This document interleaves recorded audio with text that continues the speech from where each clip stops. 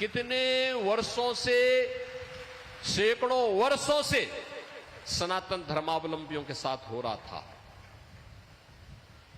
बहनों और भाइयों, यह एक दृष्टि है देश के लिए, दुनिया के लिए। इन पूज्य संतों की जो साधना है वह स्वयं के कल्याण के लिए नहीं है, ये राष्ट्र कल्याण के लिए है, लोक मंगल के लिए है।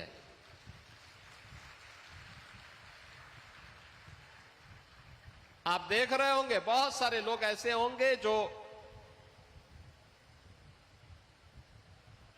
वे जगत गुरु हैं, उनके द्वारा स्थापित पहला उत्तर प्रदेश का ही नहीं भारत का पहला दिव्यांग विश्वविद्यालय चित्रकूट में, उस विश्वविद्यालय के वे आज अभी भी कुलाधिपति हैं। वे भी इस उम्र में आराम कर सकते थे, लेकिन नहीं, राष्ट्र मंगल की कामना के साथ प्रभु की कथा को जन जन तक पहुंचाने के लिए निरंतर प्रयासरत रहते हैं, निरंतर प्रयास करते हैं। जहां कहीं भी देश में, दुनिया में, जहां कहीं भी कोई भक्तजन उन्हें आमंत्रित करता, वे बड़े सम्मान, उसका सम्मान रखने के लिए, उसके गौरव को बनाए रखने के लिए, प्रभु की इस कथा को जन जन तक पहुंचाने के लिए कार्य करते हैं। पीछे एक ही उद्देश्य होता है कि मर्यादा पुरुषोत्तम प्रभु श्री राम के उन विराट आदर्शों से थोड़ा भी अंश भक्तजन अपने जीवन में अंगीकार कर लें, न केवल उनका कल्याण होगा बल्कि समाज और पूरे देश का बहुत बड़ा कल्याण हो सकता है, बहुत बड़ा कल्याण हो सकता है।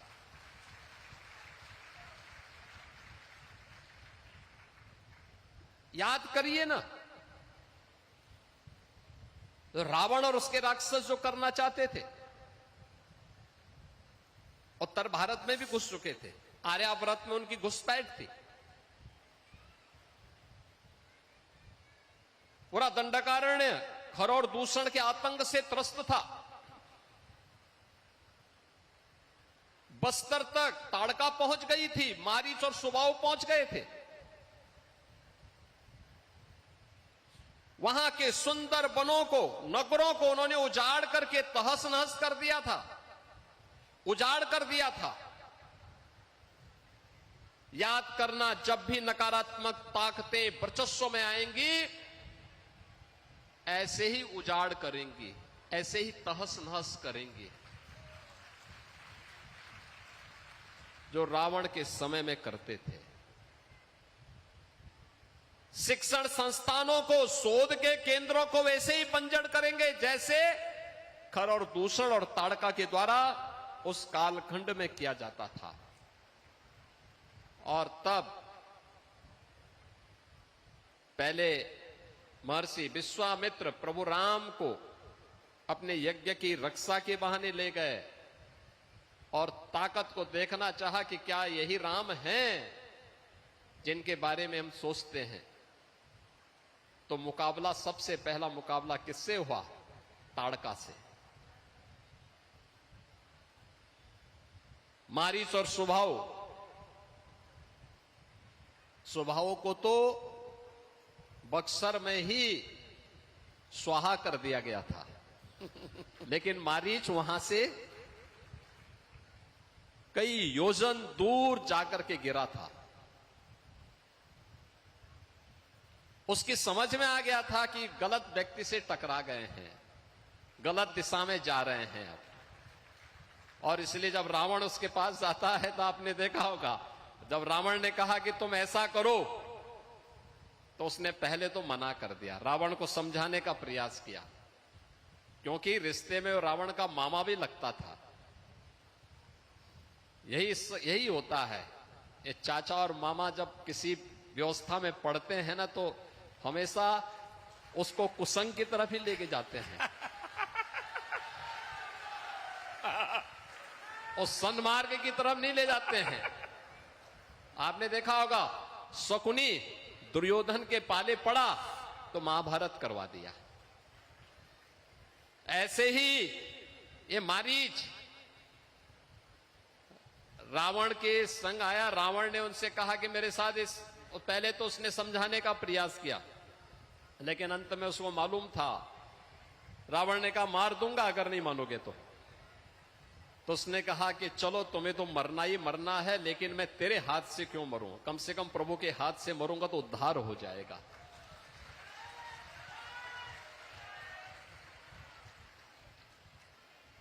मारीच की क्या स्थिति हुई, खर और दूषण की क्या स्थिति हुई।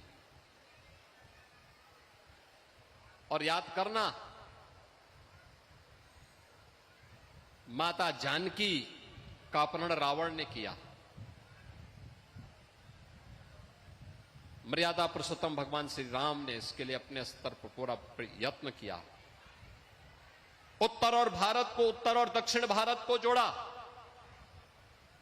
नारी गरिमा की रक्षा कैसे करनी है, इसका उदाहरण है। याद करना, लव जिहाद की घटनाओं को रोकने के लिए एक आदर्श उदाहरण आप सबके सामने हो सकता है।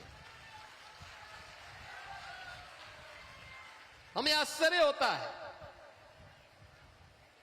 उच्च न्यायालय केरला ने 2009 और 2011 में इस पे चिंता व्यक्त की। रिलीजियस डेमोग्राफी को चेंज करने की एक साजिश का हिस्सा है, लेकिन तब भी हम उस पर ध्यान नहीं दिए। हमने 2020 में उत्तर प्रदेश के अंदर इसके लिए सख्त कानून बनाया, तब भी इसके लिए व्यापक जन जागरूकता किए जाने की आवश्यकता है। हमें सचेत रहना होगा। याद रखना, नकारात्मक ताकतें हर कालखंड में आएंगी, लेकिन समाज मिलकर के तैयार होना होगा। और यही स्थिति हम सबको उस लैंड जिहाद से जुड़े हुए लोगों पड़ेगा। जो भगवान राम ने आखिर खर दूषण क्या कर रहे थे, मारीच और सुबाहु क्या कर रहे थे, वे भी सब यहां लैंड जिहाद के ही अभियान के साथ जुड़े हुए थे। जबरन कब्जा कर लेना, जबरन किसी भी जमीन को खाली देखा उसमें अपना तंबू गाड़ दिया, ये सब बंद हो जाना चाहिए। भारत की धरती उन आक्रांताओं के लिए जिनकी भारत के प्रति आस्था नहीं है,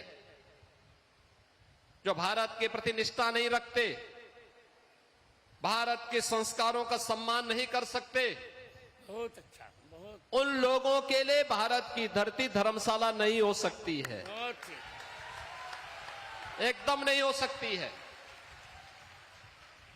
और हम सबको उस संकल्प के साथ हम आगे बढ़ेंगे। कोई कारण नहीं कि आज भी इस संत शक्ति जो भारत की सज्जन शक्ति को एकजुट होकर के देश को आगे बढ़ाना चाहती है, आगे ले जाना चाहती है, ये प्रभु श्री राम की कृपा है।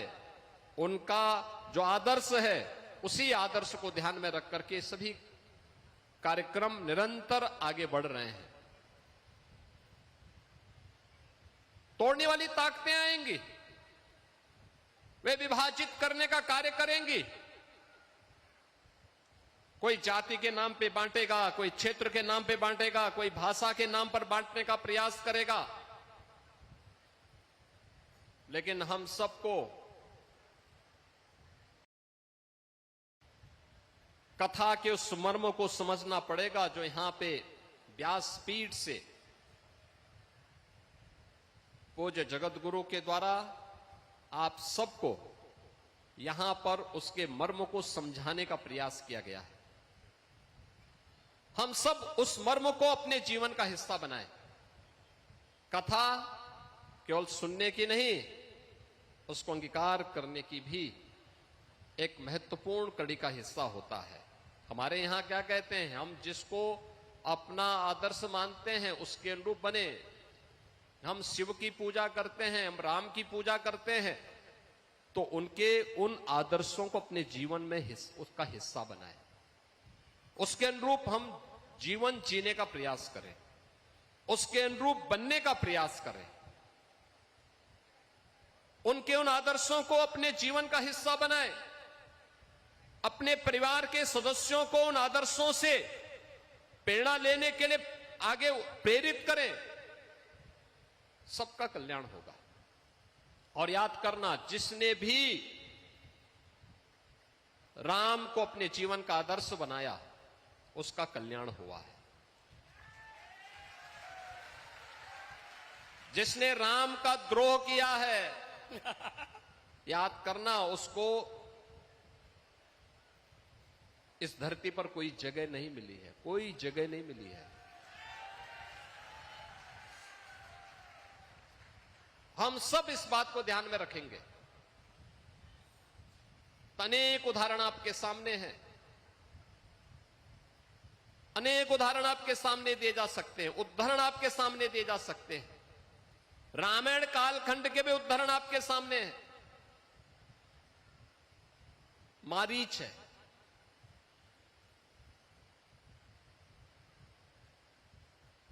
रावण है,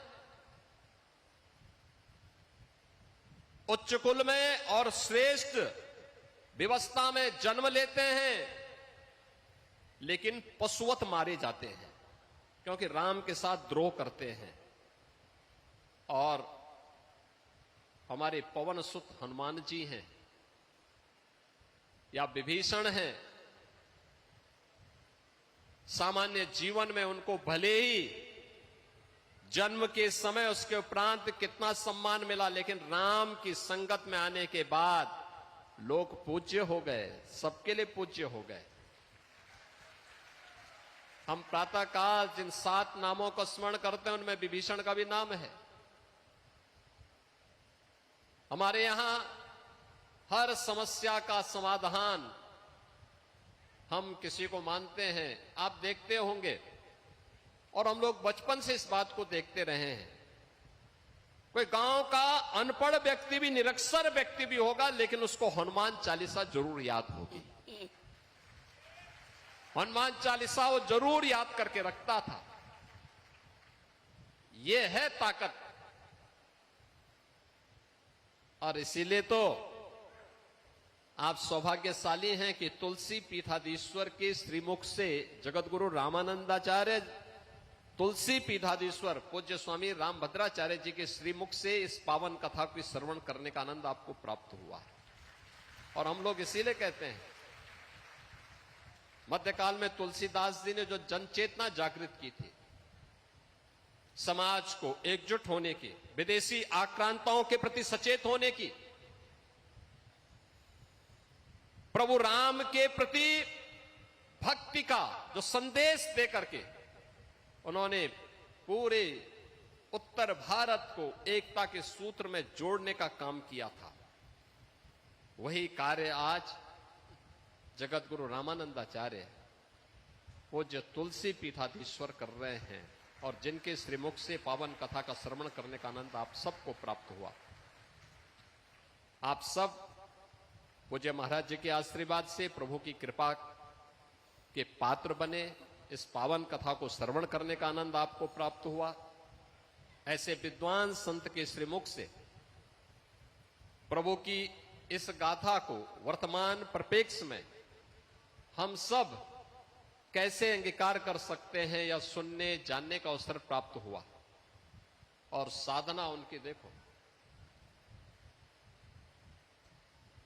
यानी जगत गुरु बनने के पहले एक लंबे समय तक उन्होंने अखंड साधना की थी, अखंड साधना। और इस उम्र में भी फिर उनके द्वारा अगले 6 माह के लिए एक एकांतिक साधना के लिए उनका प्रस्थान हो रहा है। साधना के पूर्व मेरी उनसे बातचीत होगी, और हम लोग तो हमेशा उनके साथ में हैं। हमेशा उनका सानिध्य प्राप्त हुआ है। हमेशा उन्होंने समाज को एक दिशा दी है। और मैं तो उनका इसलिए भी कि देखिए, उन्होंने उन सारी बाधाओं को तोड़ा है जिनमें उनके सामने अपनी मेहनत से, अपने दृढ़ संकल्प के साथ जीवन की बाधाओं को तोड़ा है। उन्होंने समाज की उन बेड़ियों को तोड़ा है जो अक्सर किसी ऐसे व्यक्ति के बारे में थोपने के प्रयास होते हैं, और देश के लिए एक आदर्श प्रस्तुत किया है कि नहीं, कोई बाधा आपके जीवन में आपके सत्संकल्प के सामने बाधा नहीं बन सकती है। और पूज्य महाराज का यह आदर्श समाज के लिए एक नई प्रेरणा है। उनका आगामी जो साधना का पर्व है, ये राष्ट्र के मंगल के लिए कल्याणकारी हो। मैं उत्तर प्रदेश सरकार की ओर से उनके प्रति अपनी शुभेच्छा और शुभकामना भी व्यक्त करता हूं, उनको सादर नमन भी करता हूं, और विश्वास करूंगा कि उस अखंड साधना की पूर्व मेरी उनसे विस्तृत वार्ता जरूर होगी। इस विश्वास के साथ मैं इस पूरे कार्यक्रम के प्रति यहां के आयोजक डॉक्टर नीरज बोरा, जो हमारे यहां के लोकप्रिय विधायक हैं, उनके प्रति, उनके परिवार के सदस्यों के प्रति भी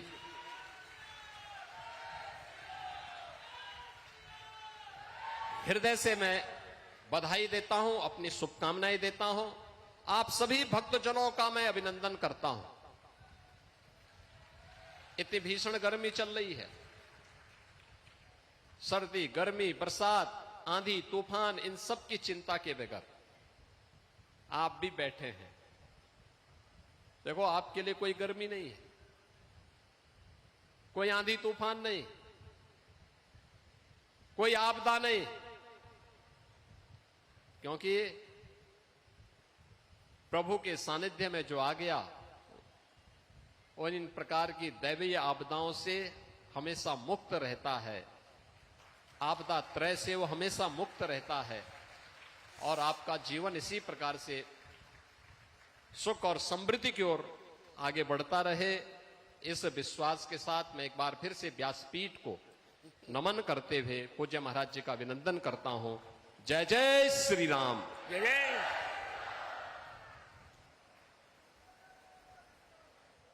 आपके मोबाइल पर तुरंत आएगी ब्रेकिंग न्यूज। स्क्रीन पर सबसे पहले दिखेगी बड़ी खबर।